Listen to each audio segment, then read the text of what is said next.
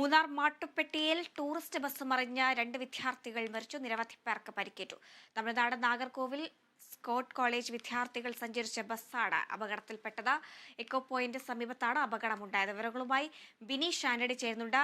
Bineesh, മാട്ടുപ്പെട്ടിയിലാണ് tourist bus മറിഞ്ഞ് അപകടമുണ്ടായത്. കൂടുതൽ മരണങ്ങൾ റിപ്പോർട്ട് ചെയ്യുന്നുണ്ടോ? കൂടുതൽ പേർക്ക് പരിക്കുണ്ടായിട്ടുണ്ടോ? എത്ര പേർ ബസ്സിലുണ്ടായിരുന്നു?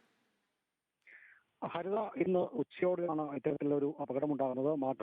മാട്ടുപ്പെട്ടി എക്കോ പോയിന്റിന് സമീപം ആണ് ബസ് നിയന്ത്രണം വിട്ട് റോഡരികിൽ തന്നെ മറിഞ്ഞത്.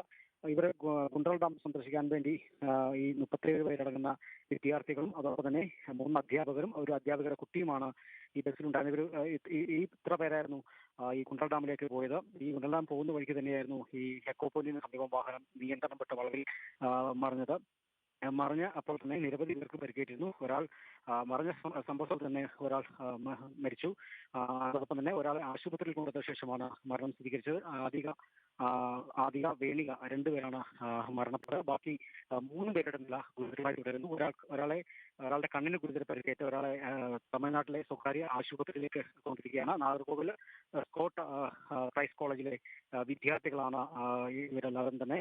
അതോടൊപ്പം തന്നെ ഈ പരിക്കേറ്റ ആളുകളെ മൂന്നാർ ഹാറഞ്ച് ആശുപത്രിയിൽ ചികിത്സ ചെയ്തിരിക്കുകയാണ്. ഏതായാലും നിരവധി പേർക്ക് പരിക്കുകളുണ്ട്. ചിലരുടെ കൈ ഒടിഞ്ഞിട്ടുണ്ട്. നിരവധി പേർക്ക് കാര്യമായ പരിക്കുകൾ സംഭവിച്ചിട്ടുണ്ട്. ഏതായാലും പല വിദ്യാർത്ഥികളും ഈ സമയത്ത് ഉറങ്ങുകയായിരുന്നു എന്ന് വേണം പറയാൻ. പെട്ടെന്ന് എയർപോർട്ടിൽ ഞെട്ടി ഉണരുകയായിരുന്നു. റോഡിന് അരികിൽ തന്നെയാണ് ഈ ബസ് നിയന്ത്രണം വിട്ട് മറിഞ്ഞത്.